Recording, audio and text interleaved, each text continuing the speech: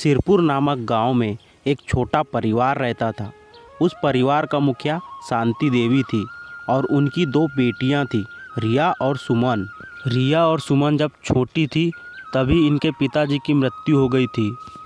सुमन बेटा, मैंने सब्जी बना दी है, बस तुम रोटी बना देना अगर तुम्हारा काम हो जाए तो।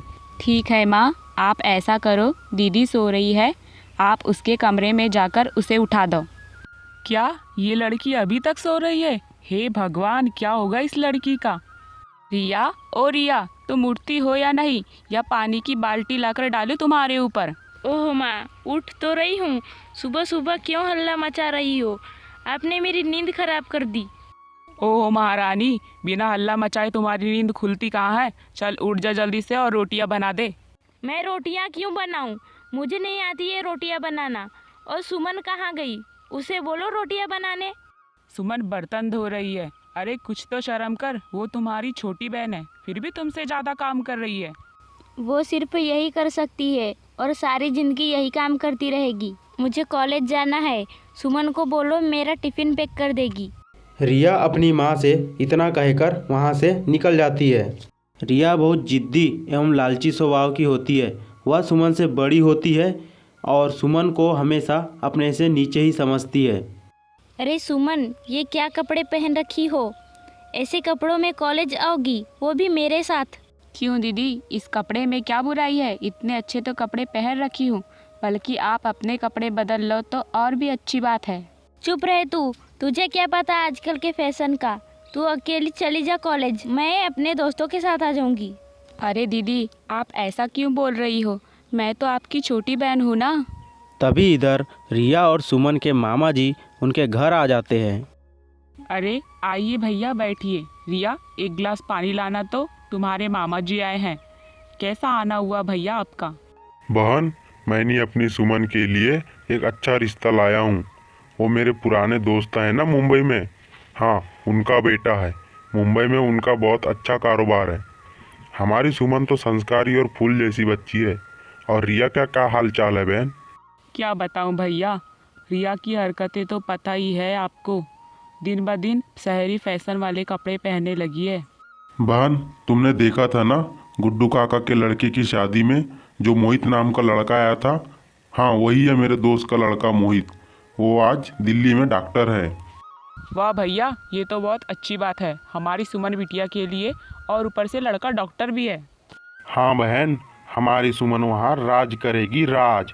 और बहुत खुश भी रहेगी हमारी सुमन बिटिया। उसे वहाँ किसी चीज की कमी नहीं होगी। इधर रिया किचन से अपनी माँ और मामा जी की सारी बातें सुनती है और सुमन का रिश्ता अच्छे घर में होने से उसे जलन हो जाती है, क्योंकि रिया पहले से उस लड़के को जानती थी। इसलिए वह बीच में कई अड़चनें भी पैदा करती है, लेकिन वह इसमें नाकाम रहती है। और इधर सुमन की शादी की बात तय हो जाती है और रिया के लिए भी गांव से एक अच्छा रिश्ता आ जाता है।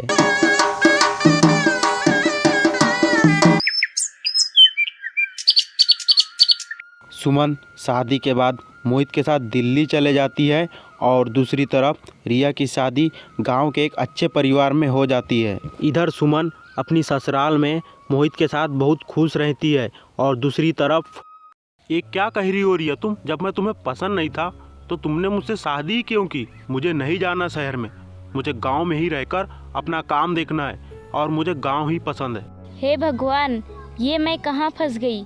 मुझे शहर में रहना पसंद है, माँ ने मुझे कहाँ डाल दिया? नहीं रहना मुझे यहाँ, जा रही हूँ मैं अपने मायके।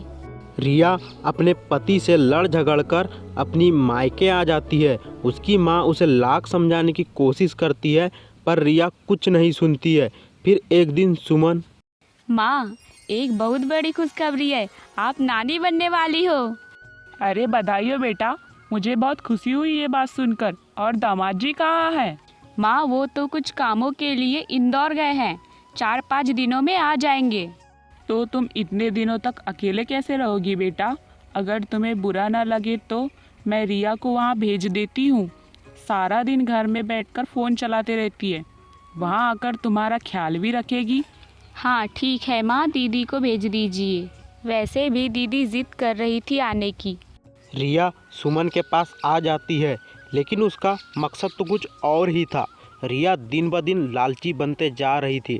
इधर 4-5 दिन बाद मोहित भी इंदौर से घर आ जाता है। फिर दूसरे दिन रिया मोहित से कहती है, मोहित जी, आज आप क्लिनिक मत जाइए। मुझे इतने दिन हो गए यहाँ आए। मुझे दिल्ली तो घुमा दीजिए कम से कम। जी हाँ, क्यों नहीं, हम ज़रूर चलेंगे। बस इस सप्ताह रुक जाइए, सुमन के टेस्ट रिपोर्ट आने दीजिए, फिर हम तीनों मिलकर दिल्ली घूमने चलेंगे। नहीं नहीं मोहित जी, सुमन हमारे साथ आएगी तो उसे तकलीफ होगी चलने फिरने में। ऐसा करते हैं, हम दोनों ही चलते हैं। इतना सुनते ही मोहित को रिया की बातें अच्छी नहीं लगती है और मोहित उठकर क्लिनिक के लिए चले जाता है। फिर दूसरे दिन, सुमन ये देखो मैंने तुम्हारे लिए क्या लाया हूँ। ओह, ये तो सोने की अंगूठी है जी। इसकी क्या ज़रूरत थी? मेरे पास तो सोने के बहुत सारे जेवर है। लेकिन ये मेरे तरफ से मेरी पत्नी को प्यारा सा गिफ्ट दे रहा हूँ। वैसे भी तुम मुझे कुछ दिन बाद ज़िंदगी का सबसे अनमोल गिफ्ट देने वाली हो, क्यों सुमन? इतना सुनते ही सुमन मोहित के गले लग जाती है और उसे प्रेम के भाव से देखने लगती है। तभी रिया बाहर से ये सब देख रही होती है, जिससे उसके मन में लालच और भी बढ़ गया था। मोहित और सुमन अपने कमरे में सो रहे होते हैं। तभी रिया उनके कमरे में घुसकर सुमन की सारी ज्वेलरी चुरा लेती है और जैसे ही बाहर निकलती है तो उसके पैर दरवाजे से टकरा जाती है और गिर जाती है और उसके हाथ से सारी ज्वेलरी नीचे गिर जाती है। तभी मोहित और सुमन रिया की आवाज़ सुनकर बाहर आ जाते हैं और रिया को उठाते हैं। तभी सुमन सब समझ जाती है, लेकिन ये सब देखकर चुप रहती है। सुमन, मुझे तुझसे कुछ कहना है। वो रात में मैं उस बारे में कुछ मत कहो दीदी। नहीं सुमन, मुझे अभी बोलने दे। मुझे माफ़ कर दे मेरी बहन। मैंने बचपन से ही तुझे अपने से कम समझा। तेरी शादी जब से शहर में हुई है, मुझे ये बर्दाश्त नहीं हुई और मुझे तो गांव की ज़िंदगी नहीं, शहर की ज़िंदगी पसंद थी। नहीं दीदी, आपकी यह सोच बहुत गलत है। गांव हो या शहर हो, परिवार तो परिवार ही होता है। और रही बात रहन सहन की, उसे तो हम अपनी मेहनत और व्यवहार से सबका दिल जीत सकते हैं दीदी। बस हमारी सोच और नीयत साफ होनी चाहिए। उस दिन रिया ने सुमन को पहली बार बहन समझकर गले लगाया और सुमन के समझाने पर वह अपनी ससुराल वापस चले जाती है। तो दोस्तों, क्या सीख मिली आपको इस कहानी से? अगर ये कहानी आपको अच्छी लगी हो तो कमेंट्स करके ज़रूर बताना और मेरे चैनल को सब्सक्राइब ज़रूर कर देना। धन्यवाद दोस्तों।